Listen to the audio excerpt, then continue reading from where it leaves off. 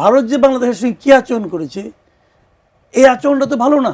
বাংলাদেশ ভারতে না খেললে সুযোগ পাবে স্কটল্যান্ড। 24 ঘন্টার সময় দেওয়া হয়েছে আইসিসির পক্ষ থেকে। এর মধ্যে জানাতে হবে তারা আসলে যেতে চায় কিনা। ভোটাভুটি হয়েছে, সেখানে 14/2 ভোটে বাংলাদেশ আসলে এই সুযোগটা আসলে পাচ্ছে না। একটি মাত্র ভোট পেয়েছে, একটি দেশ ভোট দিয়েছে, সেটা হচ্ছে পাকিস্তান বাংলাদেশের পক্ষে। বাকি ভোটগুলো আসলে পাচ্ছে না। সুতরাং বাংলাদেশকে এখন ডিসিশন নিতে হবে। খেলার মধ্যে রাজনীতি আসলে কিভাবে জড়িয়ে গেল? দেখেন, খেলার মধ্যে রাজনীতি অনেক আগেই জড়িয়ে গেছে, এটা নতুন কিছু না। ভারত পাকিস্তানে যে কখনোই খেলে না, কখনোই খেলে না। ভারতে আইপিএল হয়, সেখানে পাকিস্তানি প্লেয়ারদেরকে তারা নিলামে তুলে না। বাংলাদেশের প্লেয়ার এবার একজন নিলামে নিয়েছিল, তাকে তারা যে কারণে, যে অজুহাতে, যে খোঁড়া অজুহাতে বাদ দিয়েছে, এটা আমি মনে করি বাংলাদেশের প্রতি তাদের একটা অবজ্ঞা, অবহেলা এবং তুচ্ছ তাচ্ছিল্য করা। এখন সেটা যদি বাংলাদেশ মেনে নেয়, মেনে নিতেই পারে, মান সম্মান জ্ঞান কম থাকলে মানলো, অসুবিধাটা কী আছে। এবং ভারত আইসিসিকে নিয়ন্ত্রণ করে। জি, আইসিসির যে সভাপতি, এখন প্রধান ব্যক্তি ভারতের, আবার ভারতের বিজেপির যিনি মানে আপনার বড় নেতা, ভারতের স্বরাষ্ট্রমন্ত্রী অমিত শাহর ছেলে, সে জয় শাহ। এখন তারা সবকিছু ভারতের পক্ষেই করবে। এবং বাংলাদেশ যেটা করেছে, এখন যেটা হয়েছে, অন্য সবাই ভারতের পক্ষে বলেছে। কারণ ভারত যে বাংলাদেশের সঙ্গে কী আচরণ করেছে, এই আচরণটা তো ভালো না।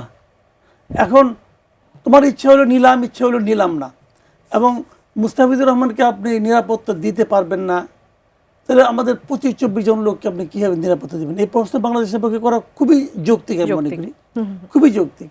ওরা যে কারণে মুস্তাফিজকে বাদ দিয়েছে, যে ওই দীপু দাসকে পুড়িয়ে মারা হয়েছে, হ্যাঁ দীপু দাসকে পুড়িয়ে মারা হয়েছে, অন্যায় করা হয়েছে। সে অন্যায়ের বিচার তো ভারত করবে না, সে অন্যায়ের বিচার বাংলাদেশ করবে। যদি বাংলাদেশ সে অন্যায়ের বিচার না করে ভারত বাংলাদেশের নিন্দা করতে পারে, কোনো সমস্যা নাই। দীপু দাস কি ভারতের নাগরিক? দীপু দাস একজন সংখ্যালঘু। তো হিন্দু সংখ্যালঘু হলে ভারতের মানে লাগে, মুসলমানদের জন্য মারে, বাংলাদেশেই মারে, ইন্ডিয়া আলাবাদ দেন, আমি বলছি না। বাংলাদেশে যখন মুসলমান নির্যাতিত হয়ে মারা যাচ্ছে, তখন ভারত প্রতিবাদ করে না কেন? ভারত তো একটা হিন্দু রাষ্ট্র না, ভারত তো একটা ধর্মনিরপেক্ষ রাষ্ট্র, সে তো সবার জন্য প্রতিবাদ করার কথা। হিন্দু বলে প্রতিবাদ করে, আচ্ছা ঠিক আছে, হিন্দু বলে প্রতিবাদ করে মানলাম, এটাও মানলাম। তো শেখ হাসিনার আমলে যখন বিশ্বজিৎকে কুপায় মারলো পুরান ঢাকায়, ওটা কি সংখ্যালঘু ছিল না সে?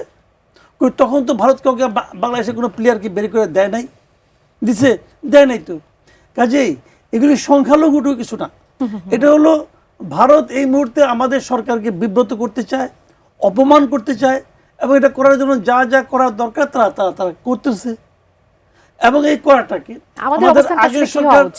আমাদের আগের সরকার সহ্য করতো, এই সরকার সহ্য করে নাই। এখন এই সহ্য না করাটা, আপনি বলবেন যে খেলার মধ্যে পলিটিক্স দিয়ে, খেলার মধ্যে পলিটিক্স আমরাই নেই, তারা এনেছে, আমরা এটা জবাব দিয়েছি। এবং আমি মনে করি এই যে ভারতকে মনে করি বাংলাদেশকে না দিলে স্কটল্যান্ডে খেললে আমাদের ক্রিকেটের অবশ্যই একটু লস হবে, আমাদের ক্রিকেটারদেরও লস হবে। কিন্তু আমি মনে করি যে আপনি আমাকে যদি অপমান করেন, তার জবাব দেওয়া উচিত। বাংলাদেশের এই অপমানটুকু সহ্য করা উচিত না, বাংলাদেশের যে ক্ষতিটুকু, সেই ক্ষতিটুকুই সহ্য করা উচিত আমি মনে করি।